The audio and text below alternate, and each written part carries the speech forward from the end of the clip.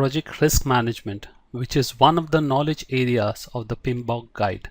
As a part of this content coverage, the following chapters will be taken up: Introduction to Project Risk Management, Risk Management Processes, Risk Identification, Qualitative Risk Analysis, Quantitative Risk Analysis, Risk Response Planning, and Risk Control.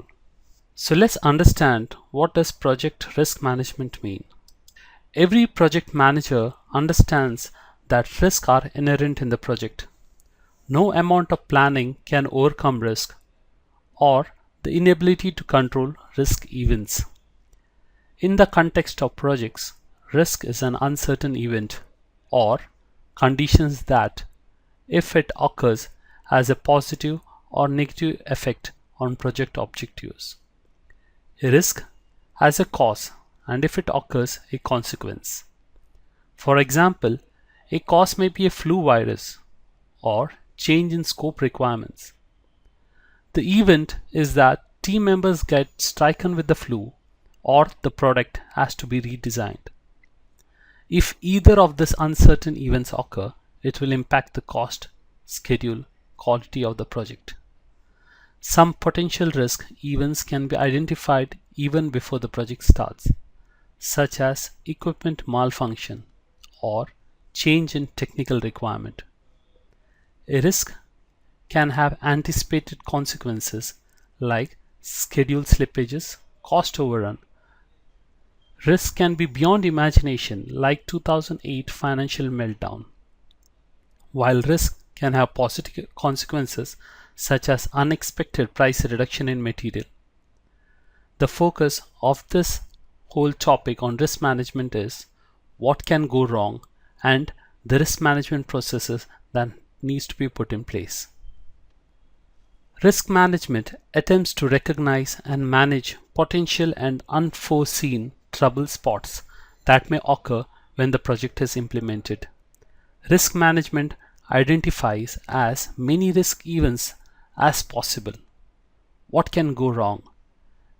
So, minimizing the impact and the response plan that needs to be put in place to materialize and provide contingency funds to cover risk events that actually materializes. Project risk management includes the process of conducting risk management planning, risk identification, qualitative risk analysis, quantitative risk analysis, risk response planning, and risk control. The objective of project risk management are to increase the likelihood and impact of positive events and decrease the likelihood and impact of negative events in the project. Planning risk management. The process of dealing and defining how to conduct risk management activities for a project is what we cover in planning the risk. Identifying the risk. The process of determining which risks may be affecting the project and documenting their characteristics. Perform qualitative analysis. The process of prioritizing risk for further analysis and action for assessing and combining their probability of occurrence and impact. Performing quantitative analysis. The process of numerically analyzing the effect of identified risk on overall project objectives. Risk response planning. The process of developing options and actions to enhance opportunities and to reduce threat to project objectives. Whereas risk control, it is the process of implementing risk response plans, tracking the identified risk, monitoring residual risk, and identification of any new risk that can happen in the project. At the same time, evaluating the risk processes effectiveness throughout the project cycle. This complete set of the risk components interact with each other and with the process in other knowledge areas of the PMBOK guide. Project risk has its origin in the uncertainty present in all projects. Known risks are those that can be identified and analyzed, making it possible to plan responses for those risks. Known risks that cannot be managed proactively should be assigned a contingency reserve. Unknown risks can be managed proactively and therefore may be assigned a management reserve. A negative project risk that has occurred is considered an issue. Individual project risks are different from overall project risk. Overall project risk represents the effect of uncertainty on the project as a whole. It is more than the sum of the individual risks within a project, since it includes the resources of the projects and other components within it. It represents the exposure of stakeholders to the implication and variation in the project outcome, both in terms of a positive and negative. Organizations should perceive risk as the effect of uncertainty on projects and organization objectives. Organization and stakeholders are willing to accept a varying degree of the risk depending upon the risk attitude. Risk attitude of both the organization and the stakeholders may be influenced by a number of factors. At a broad level, we can think of risk appetite, risk tolerance, and risk threshold as three schemes or three areas within by itself. Just as a backdrop of risk appetite, it is the degree of uncertainty an event is willing to take on in anticipation of a reward. Whereas risk tolerance, it is the degree and the amount or volume of risk that an organization or individual will withstand. Finally, risk threshold is referring to the measures along the level of uncertainty or the level of impact at which a stakeholder may have a specific interest. In this session or the chapters, in the following chapters and the contents, we'll be referring the positive and negative risk. Positive and negative risk are commonly referred to as opportunities or threat. The project may be accepted if the risk is within the tolerance and in balance with the rewards that may be gained by taking that risk. Positive risks that offer opportunities within the limit of risk tolerance may be pursued in order to generate an enhanced value. For example, adopting an aggressive resource optimization technique is a risk that is taken in anticipation of a reward for reducing the number of resources. Individuals and group adopt attitude towards risk that influence the way they respond. The risk attitudes are driven by perception, tolerance, and other biases, which should be made explicit wherever possible.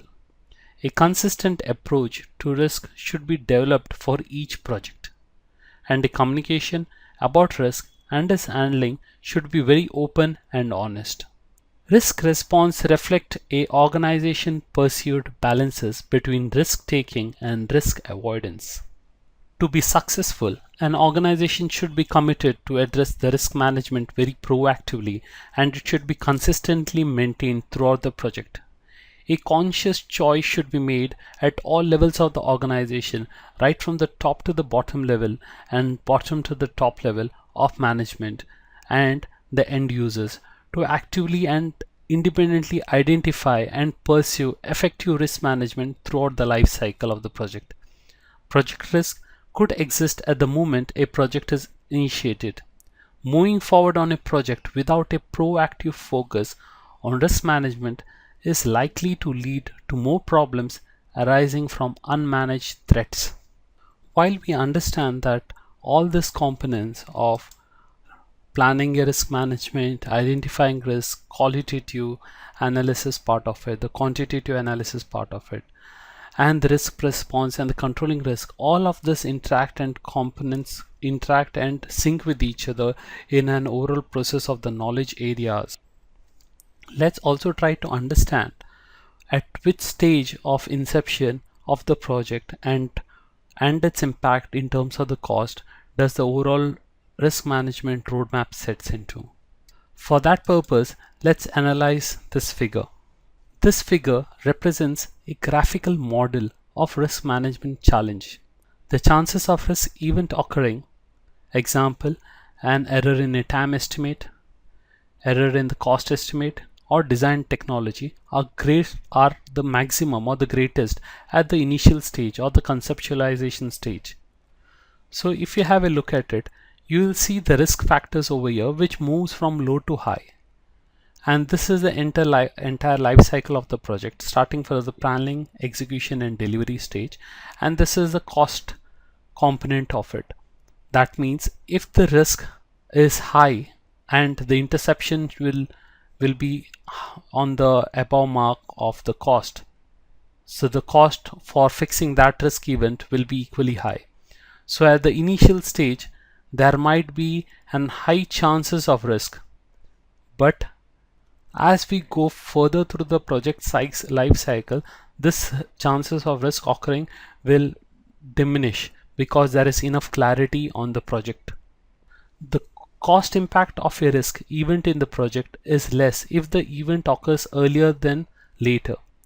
The earlier stages of the project represent the period when the opportunity for minimizing the impact or working around a potential risk exists. Conversely, as the project faces halfway the implementation mark, the cost of a risk event occurring increases very rapidly. For example, the risk event of a design flaw occurring after a prototype has been made as a greater cost or time impact if the event occurred in the startup phase of the project.